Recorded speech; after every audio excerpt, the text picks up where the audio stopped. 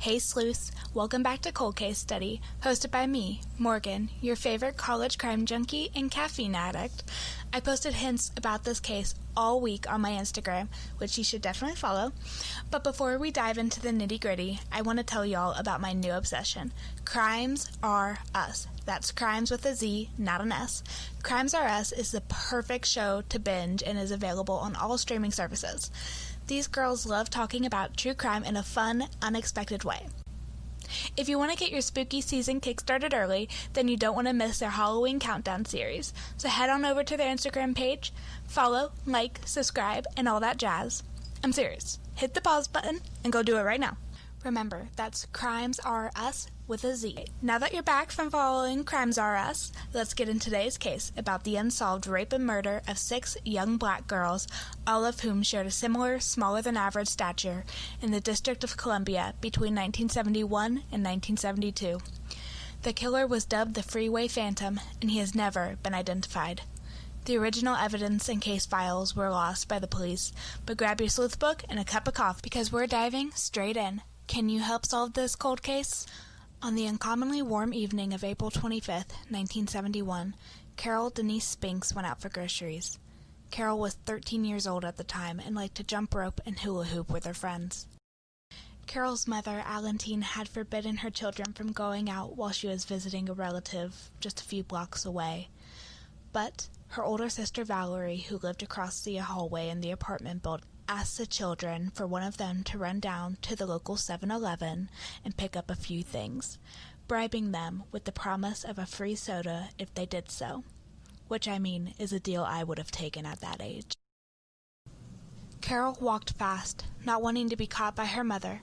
However, Alantine spotted her daughter and let her know that when she was finished with her sister's grocery run, that Carol would indeed be punished for breaking the rules. Carol made it to 7-Eleven, purchasing a few TV dinners, bread, and a soda for herself, of course. The store clerk attested to this. A boy from around the area also reported seeing Carol walking towards home with a bag of groceries in her hand. But Carol would never return home. Worried, Alantine called the police and filed a missing persons report. Alantine also, despite being a single mother of 8, single-handedly organized a search party for her daughter, but friends and family were unable to locate her. 6 days later, though, their search would come to an end.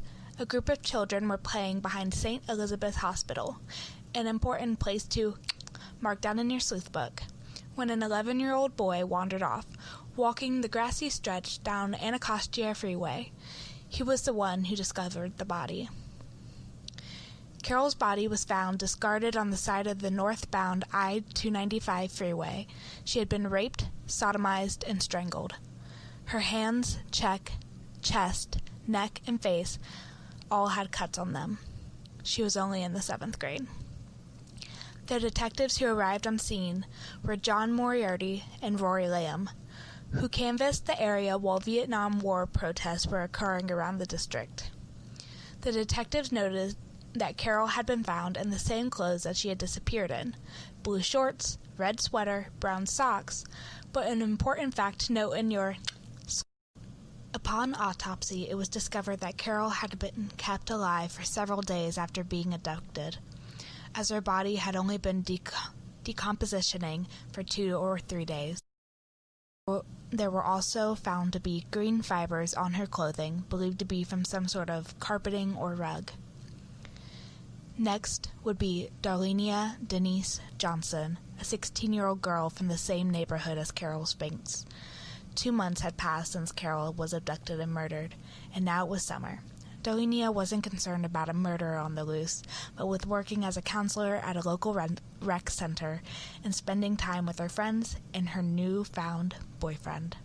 On July 8th, Darlenia was supposed to be a chaperone at a kids' sleepover event the rec center was hosting, so she said goodbye to her mother and began the walk that she had made so many times before. Only this time, she wouldn't make it to her destination. The next day, when Darlenia was reported missing, the police warily dubbed it an abduction. There there were 2 reported sightings. One claimed Darlenia had been with her boyfriend that day, but it couldn't be corroborated as the boyfriend's mother refused a police interview. The second sighting was said to be of Darlenia riding in an older, black car with an African-American male.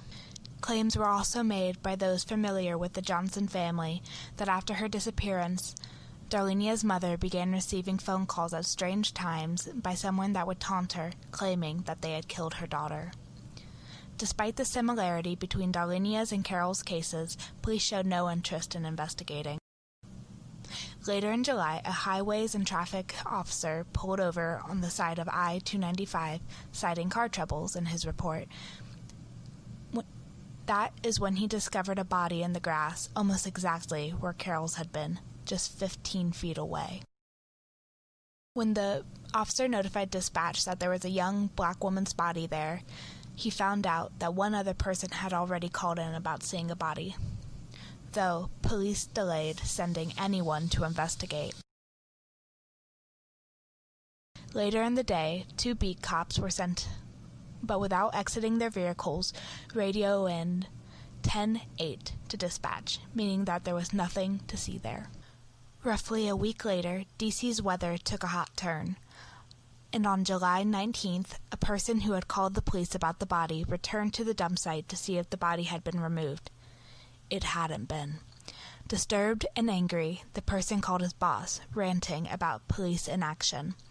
It was actually this bystander and his boss who were responsible for getting the police involved. The boss called his friend, Police Sergeant Charles Baden, who was off duty at the time but went to the scene anyways. Only then did the police get involved, finding the badly decomposed body of Darlenia Johnson, who had been missing for almost a month. Thanks to the great, air quotes, work of the police, the body was too decomposed to determine what had happened, but it was noted that, like Carol, she was found fully clothed but shoeless. Despite not being able to assess the body, the coroner labeled the cause of death as strangulation, further tying Darlenia's and Carol's cases together. Then came Brenda Faye Crockett. Brenda was 10 years old, but small for her age, at 4.5 feet tall and weighing just 75 pounds. On the evening of July 27th, about 8 p.m., Brenda's mother, Retha, told her to get a friend and to run down to the ironically named Safeway Grocery to pick up bread and dog food. Brenda was seen leaving with her hair curlers in, no shoes, and without a friend. Unlike Carol, Brenda never made it to the store. When she didn't return home, her family quickly took action, searching the neighborhood and knocking on doors. The only person that stayed home was Bertha, Brenda's 7-year-old sister, who was unaware of what danger her sister could be in. Just after 9, an hour after she disappeared, Brenda called home. She told Bertha, quote, "A white man picked me up, and I'm heading home in a cab," end quote. She would also say that she was in Virginia before the line cut off.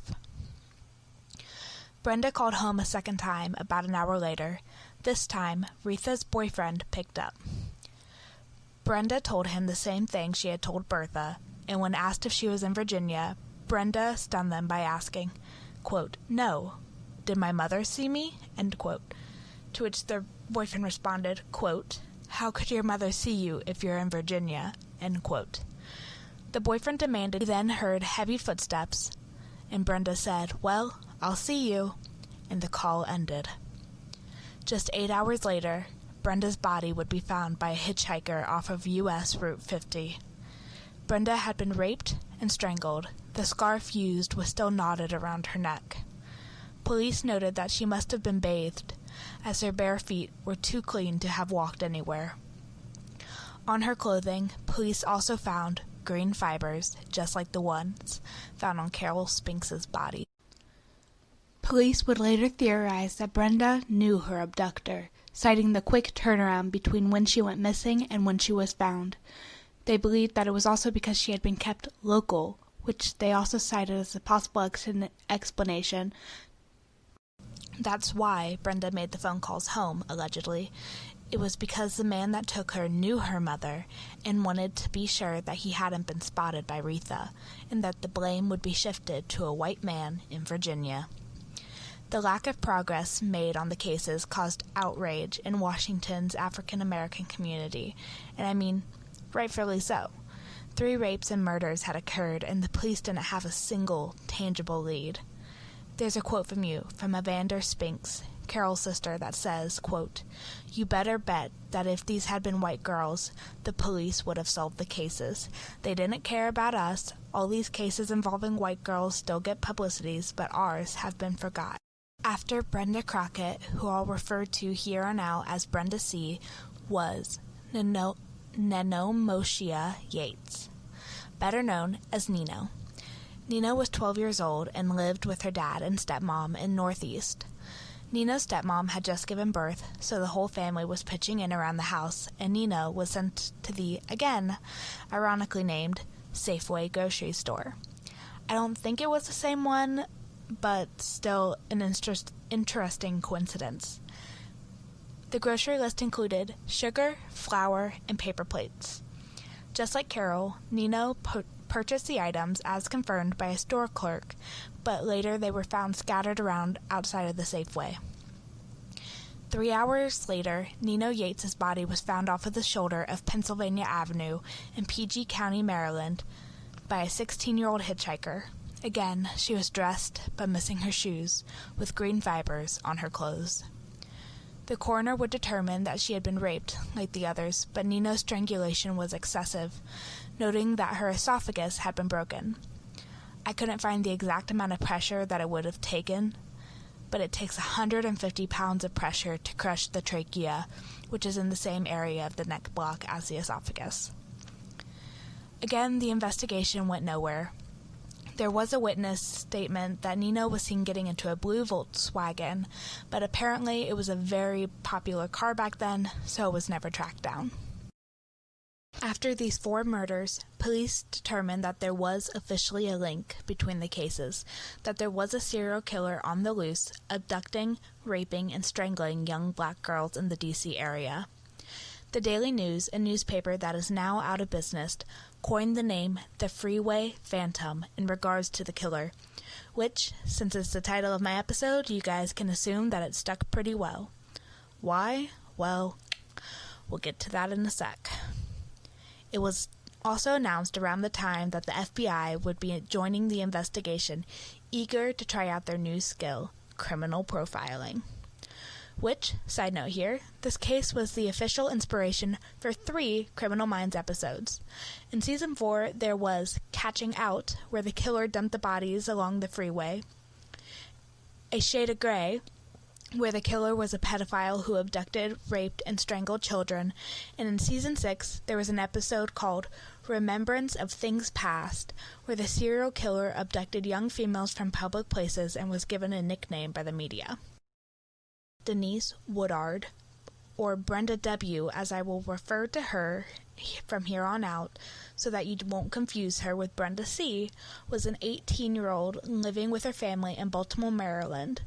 In the fall of 1971, she was taking night classes at a local high school in an attempt to make herself more employable. On November 15th, after dinner with her male classmate, the two began riding the public bus together, and when Brenda hopped off to catch a connection, she was never seen alive again. The next morning, a Chevrolet police officer by the name of David Norman drove near the access ramp of Route 202 where he found her body. He was quoted saying, "I shined my flashlights into her eyes to see if there was life. She didn't blink. She didn't do anything." In a cruel turn of events, Brenda W.'s mother would drive that access ramp while police were investigating, which is how she learned of her daughter's murder, which was more brutal than the others. Brenda W. had been raped, strangled, and stabbed multiple times, somewhere between 3 and 6 times. She also had defensive wounds on her hands and arms. Oddly enough, Brenda W. was found covered in her coat, with her boots still on. In the pocket of the coat was a note that read, quote, "This is tantamount to my insensitivity to people, especially women. I will admit the others when you catch me if you can." End quote. The note was signed by the Freeway Phantom. This claim of the moniker cemented its place in history, but the note seemed to be written by Brenda W., as it was in her handwriting and had been written in her own notebook. Police guessed that the killer had dictated the note to Brenda before killing her. Some would also later speculate that Brenda W. knew her killer, as there was no sign of distress in her handwriting. Brenda W.'s clothing also held evidence that you'll need to write down in your sleuth book. 2 hairs were found, one belonging to a Caucasian man and the other belonging to an African American man. Neither were ever identified. Food for thought before we jump to the 6th and final victim. Do you think Brenda Woodard was killed by the Freeway Phantom or an imposter? I mean, not even mentioning that she was the only one with a note. Her shoes were left on, and she had been stabbed and was covered in her coat when none of the other victims had been covered. I mean, from the amount of Criminal Minds I watch, covering the victim either means that the killer felt remorse or that the killer knew Brenda W. Do you think someone just wanted to get rid of Brenda and decided that framing an unidentified serial killer was the best course of action? Put a pin in that, though. We still have one last murder. That we know of, that is. Diane Denise Williams was 17 years old and an aspiring model, known for her impeccable sense of style. Diane had a new boyfriend whom she was infatuated with. She spent many evenings with him over the summer, and on September 5th, 1972, she did just that. After a few hours, her boyfriend walked Diane to a bus stop on Martin Luther King Avenue. This bus stop was also incredibly close to where both Carol Spinks and Darlenia Johnson had gone missing from the previous year. Diane kissed her boyfriend goodbye and boarded the bus. She never made it home that night. The next day, Diane's body was found on the side of I-295 by a trucker who had pulled off the road. Her body was found just 2 miles away from her home. Diane was found clothed with her shoes removed, having been strangled with no signs of sexual assault. Her shoes were placed next to her body with her name written on the bottoms. It didn't say what her name was written in. In my mind, it means it was written in blood, but I also don't think that blood would be able to stay on the bottoms of the shoes if they were placed soles down like they were. Moving on from that, though. Semen was found on Diane's clothing, which the police assumed belonged to her boyfriend, but her boyfriend insisted that they hadn't had sex that night, so it couldn't be his. The semen is very important, so you know what to do. Now we're going to get into the investigation and suspects that came after the case went cold. I know I've been pretty critical of the police so far in this episode, but I do want to acknowledge that there were a multitude of hard-working cops who tried their best to run down leads, both during the original investigation and years later when it was reopened, as well as the time in between. One of those officers was DC's first female homicide detective, who, like the majority of DC at the time, was black. Romaine Jenkins was a pioneer investigating the cases that her male colleagues shied away from, the deaths of children and babies. However, Jenkins was not assigned to the Freeway Phantom case, yet it continued to haunt her long after she retired from the force. By the final murder, the FBI had lost interest in the case, but rejoined the investigation in 1974. The task force involved over 100 federal agents and local detectives from surrounding counties that went on to develop an official profile on the serial killer, which I want you to think hard on. Do you know anyone who fits this profile and lived in D.C. during the 70s? The killer would be a young black man between 20 and 30 who would have been employed, a high school graduate with average or above average intelligence, and charming, but unable to maintain healthy relationships, especially with women. He likely lived alone or with an older woman that he had issues with, and that he had a strong connection to the area in which he killed, which is important and connects to another clue in your sleuth book when we start talking suspects. Robert Elwood Askins is who many believe to be the Freeway Phantom. In 1938, Askins was just 19 years of age, poisoned several whiskey glasses with cyanide and served them to 5 sex workers at a brothel, killing 31-year-old Ruth McDonald, and then 2 days later, he stabbed 26-year-old Elizabeth Johnson, who was also a sex worker at the same location. When arrested, Askins proclaimed himself to be a, quote, woman hater. After an attack on 3 orderlies at Gallinger Hospital, where he had been put under mental observation, Askins' trial ended with him being declared criminally insane and committed to St. Elizabeth's Hospital, the exact location where Carol and Darlenia's bodies had been found, as you noted in your sleuth book. 5 months after being released from St. Elizabeth, Askins strangled 42-year-old Laura Cook and was indicted for murder in 1954.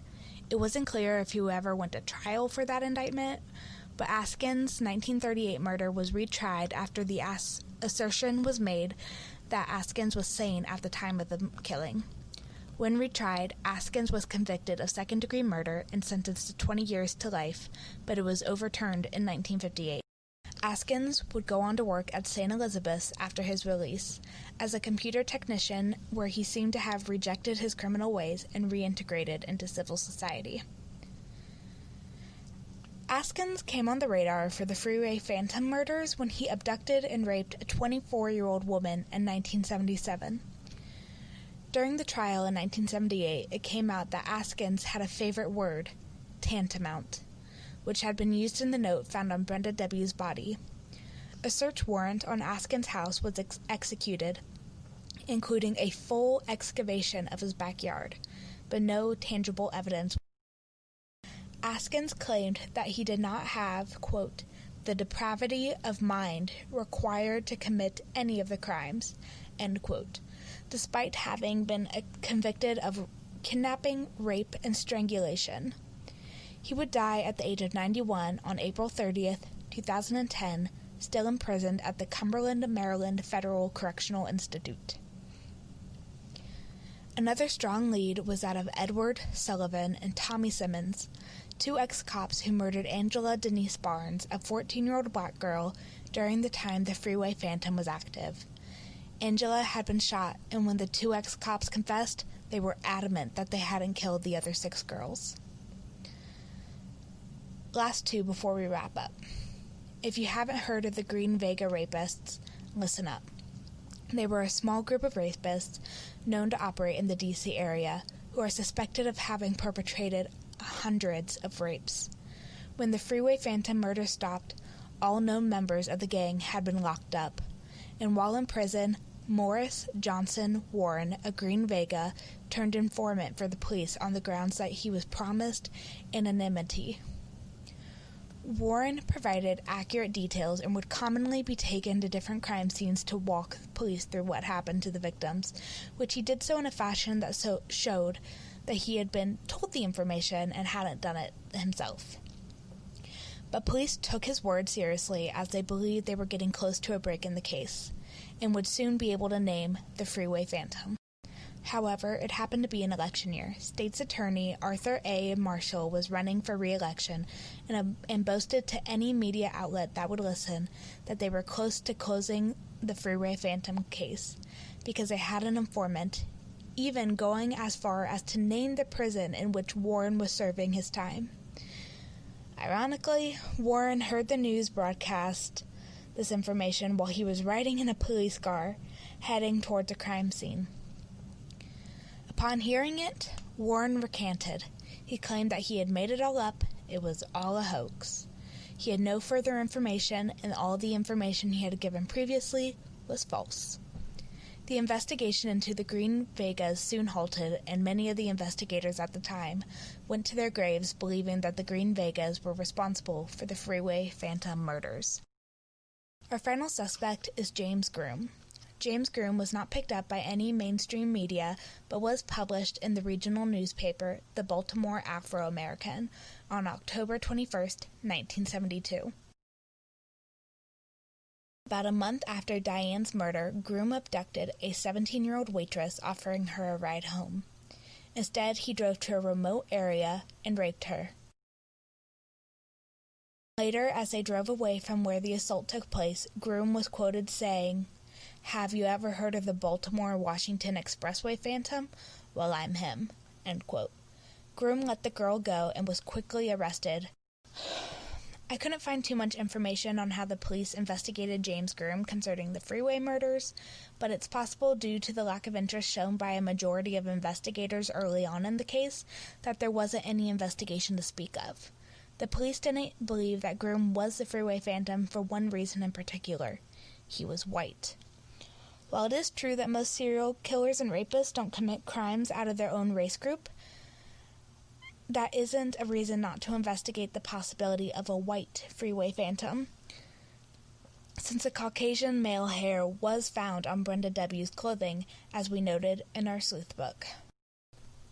Now let's pull all of this information in and break it down. 6 young black girls between the ages of 10 and 18 were strangled. 3 of them were confirmed to have been raped.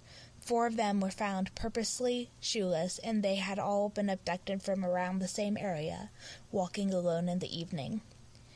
The FBI profile put the killer in his 20s or 30s, most likely black, but that doesn't rule out a white man. And St. Elizabeth's Hospital is at the relative center of the abduction and disposal sites, which, if you have a thing for Dr. Reed on Criminal Minds, you know that makes it the center of his comfort zone and most likely where he lived or worked.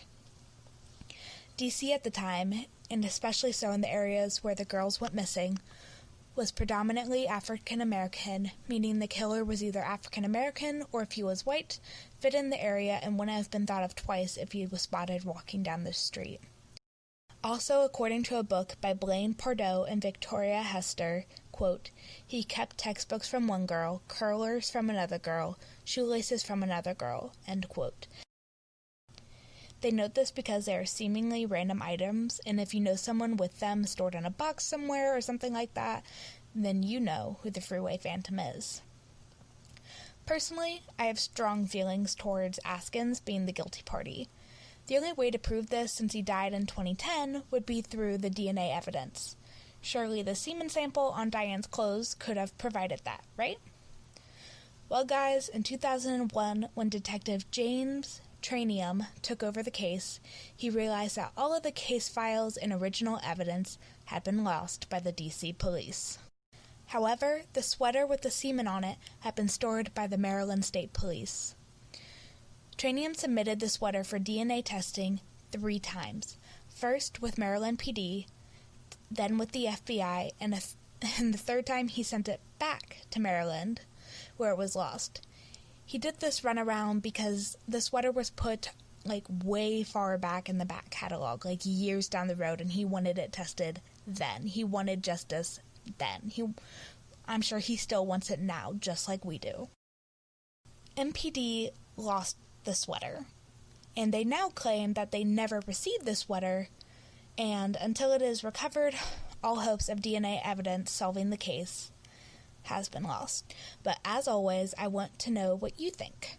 I want to hear your thoughts, your theories, and your questions about this case.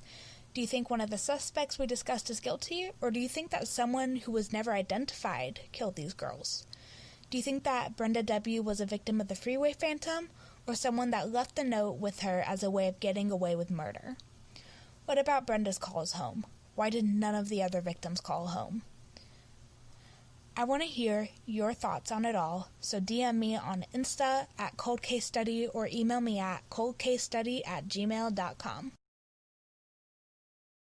As always, resources and case notes will be posted on my Instagram, and please, please, please, please leave me a good review on Apple Podcast so that more people out there can help bring justice to these young victims. Don't forget to follow me on Instagram and Facebook, as well as check out my website, coldcasestudy.weebly.com, that has the link to my Patreon account that has tiers for every type of listener, and Patreon-only merch at the upper levels. Keep your sleuth book handy, and I'll see you next Friday for another cold case. Before we get to the shoutouts, I just have to apologize for the really bad editing in this episode. I had so much trouble recording, my mic kept going out, thanks Houdini for chewing on it, and I just couldn't get the audio to appear in the editing suite correctly, and I'm just so sorry. I promise the quality will be better next week.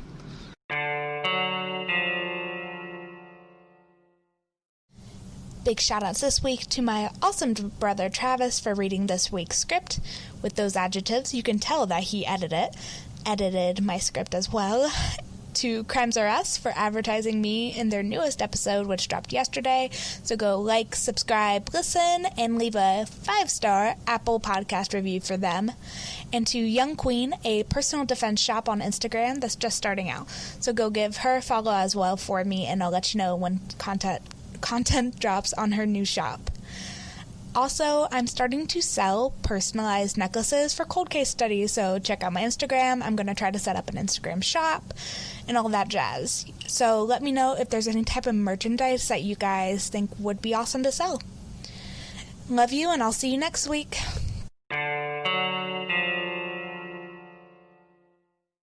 Hey Sleuths, welcome back to Cold Case Study.